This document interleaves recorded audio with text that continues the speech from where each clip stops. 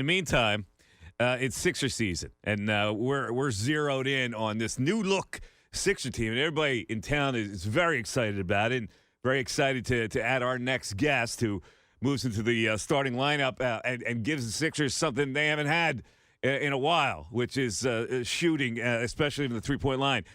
Joining us on the Comcast Business Hotline, bounce forward, is Danny Green. Hello, Danny. What's up, man? How you guys doing? We're doing good. Now, listen, everybody's excited to have you in town.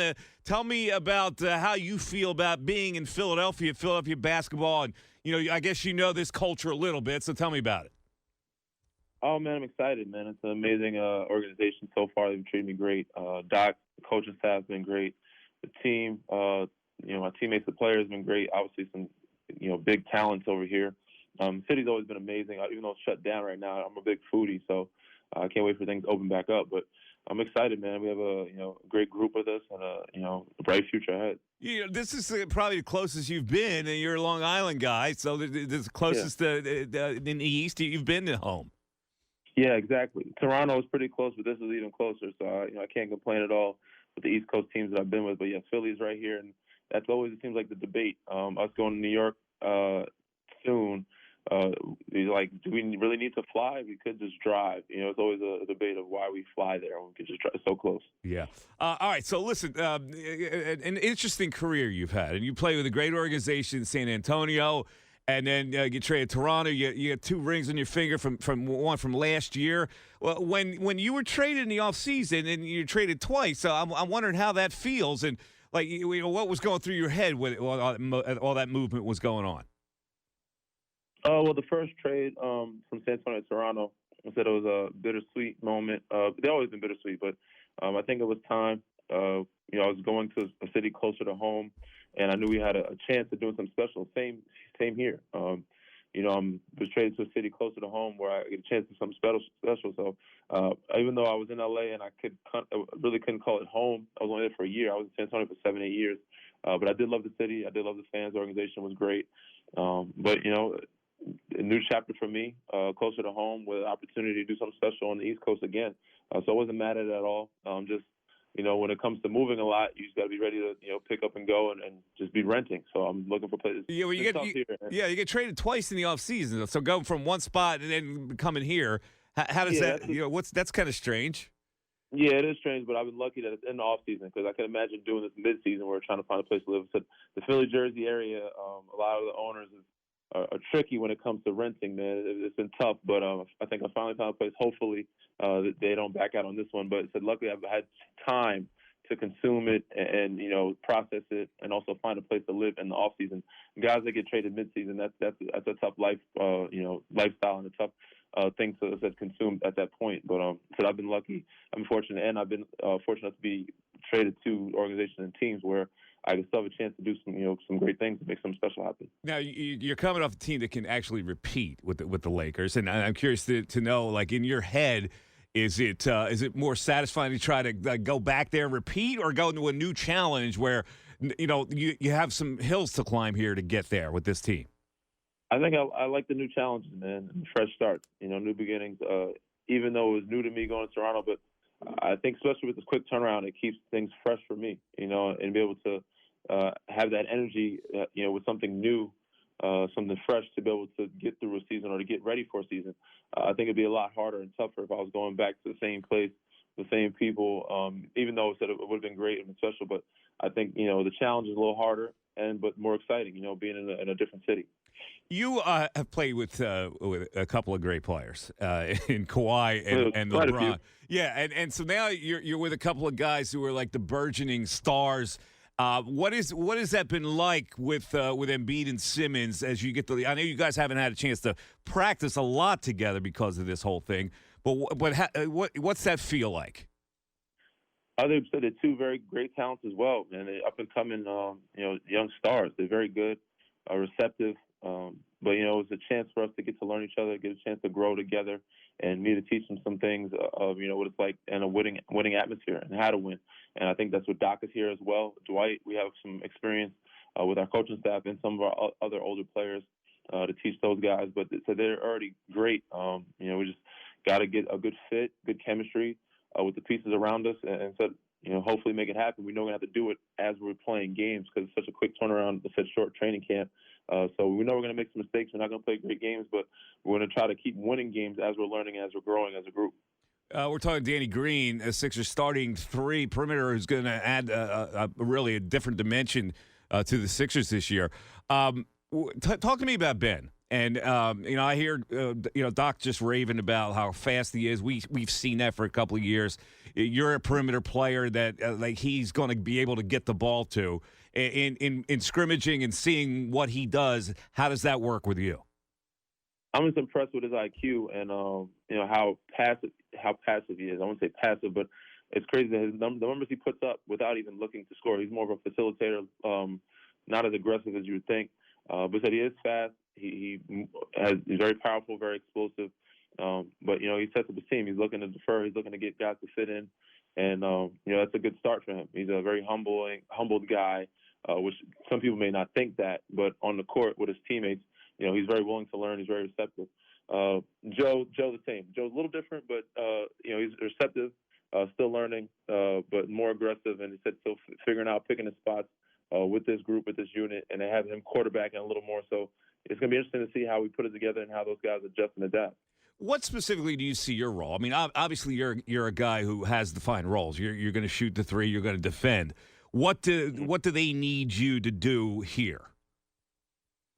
The simple things. Just teach them how to win, get the chemistry to where it needs to be, and bring what needs to happen on the floor, but mostly off the floor, of getting these guys to understand the bigger picture, to play for each other and play together. That's the biggest key. We have enough talent.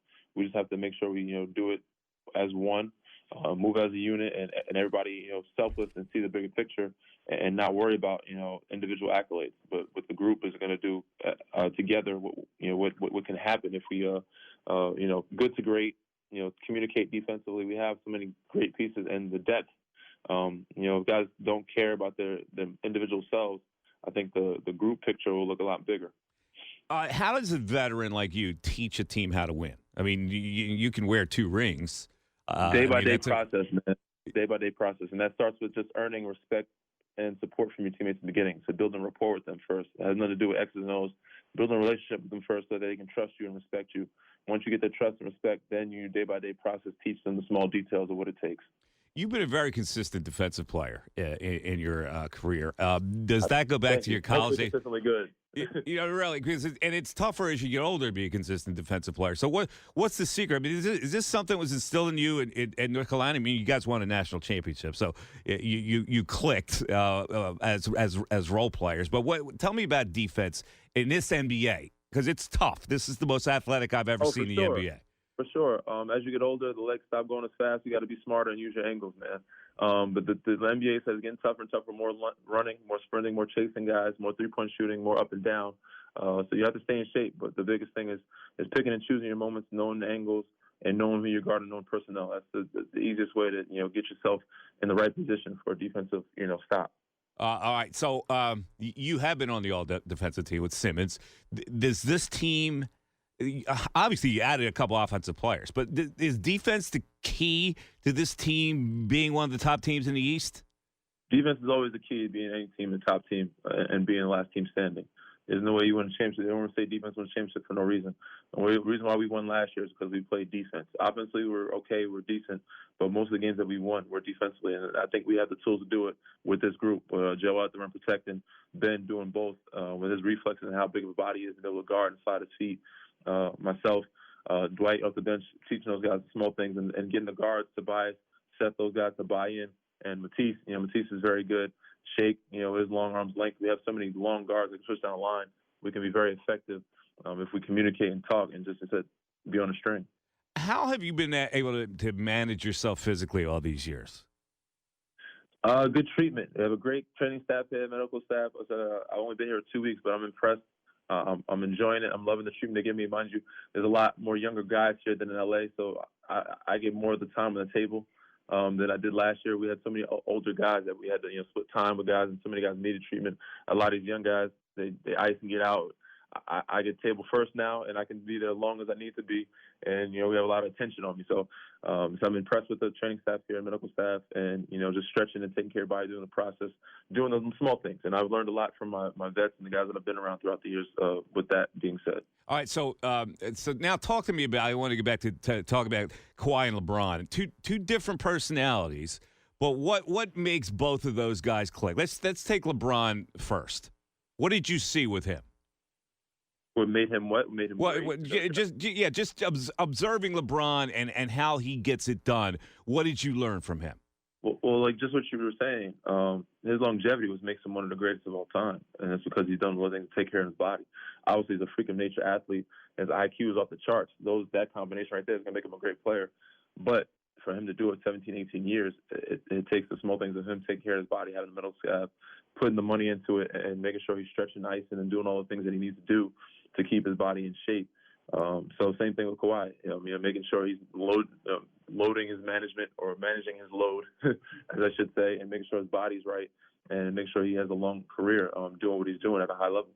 All right, now Kawhi, because people look at Kawhi as this mystery. He's stoic, no reaction. Well, what can you tell me about him? What makes him tick? There's no real mystery, man. He's a normal guy just like everybody else, and I think he's starting to show it more and more, coming to his own and coming to himself, and people are starting to, especially in LA, more cameras around him. But he's a normal guy. He likes normal things, but he studies the game. He wants to be great, and that's what pushes him. He studies film. He knows and picks and chooses his moments, and knows guys' weaknesses, knows his strengths, and knows how to attack defenses. And he's just only getting better and better and smarter with how he approaches the game. You played at North Carolina with a Philly guy, and Wayne Ellington, who's still kind of hanging in there as well. Have you given him a call about Philly?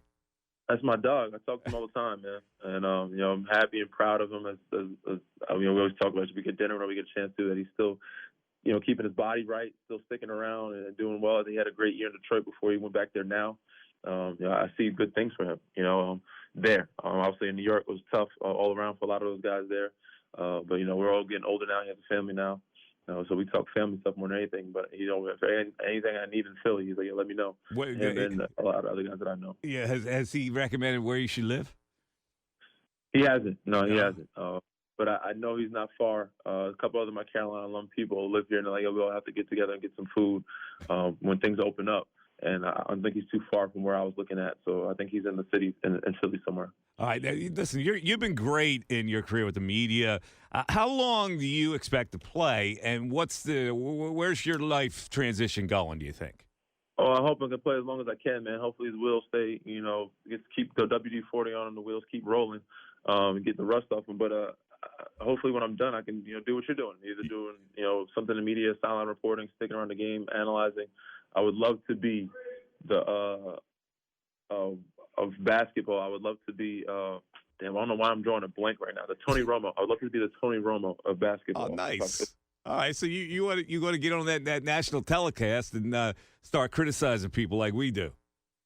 Right? I don't like to criticize, man. I say positive, but I can hopefully make some reads and break down the game to people that don't understand it. What's the last question? What do you guys realistically think you can do with this team? There are a lot of the experts are saying you guys are like fifth in the pack right now. How do you see this team? Fifth.